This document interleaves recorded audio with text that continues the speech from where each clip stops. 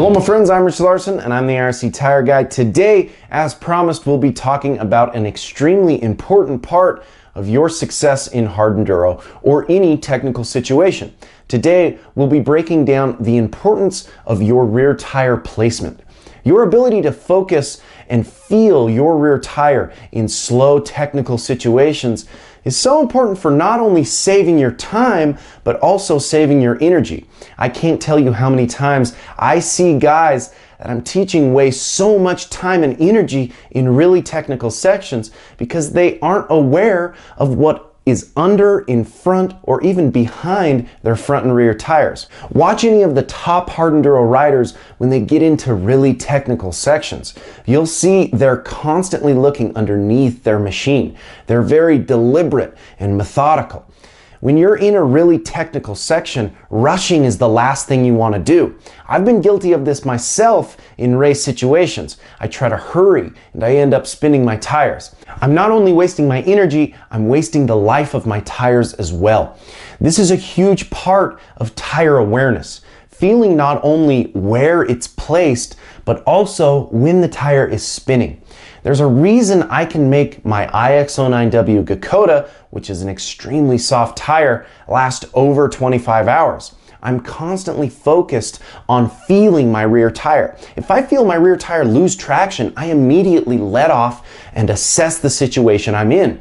I try to make this a habit in practice so it becomes second nature in competition. The hardest part about understanding your own rear tire placement is I can't really give you specific techniques for improving your skill when it comes to feel. Feel is about the time you spend focusing on it. I'm constantly telling guys to feel their rear tire more, but a lot of times these tips go unheard because learning to feel your rear tire is like learning a sixth sense.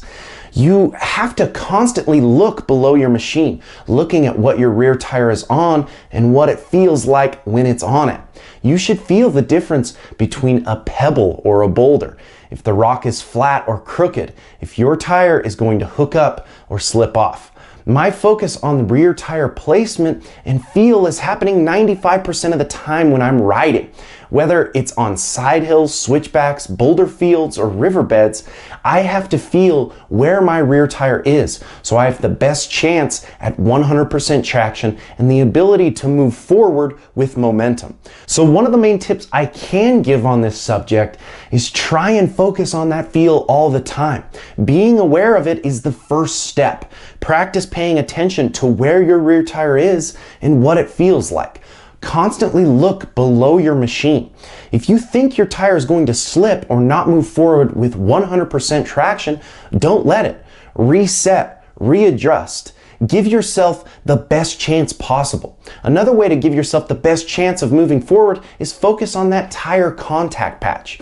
I know I've mentioned this before, but holding that bike straight up and down in relation to whatever you're riding so your tire is using as much as the center tread as possible.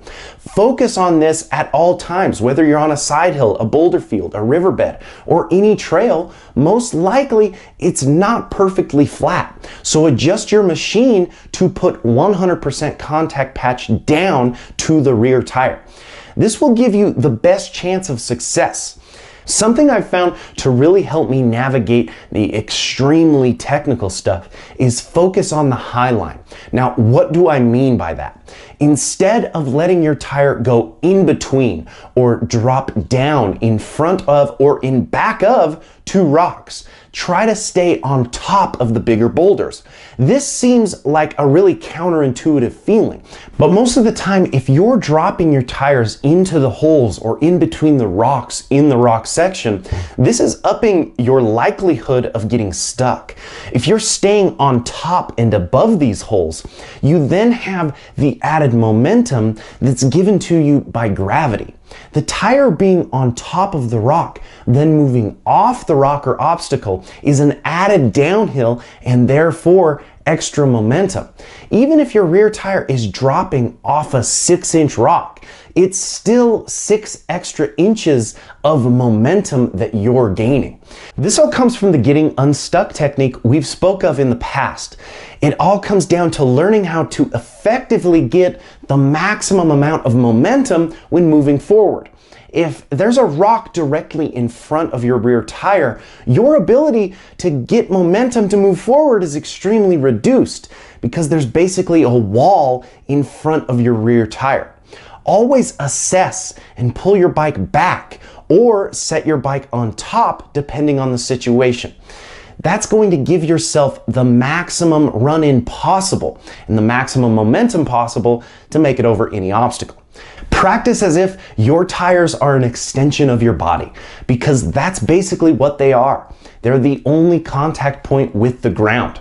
Your focus on what your tires are doing will save you time, energy, and even your money by making them last longer.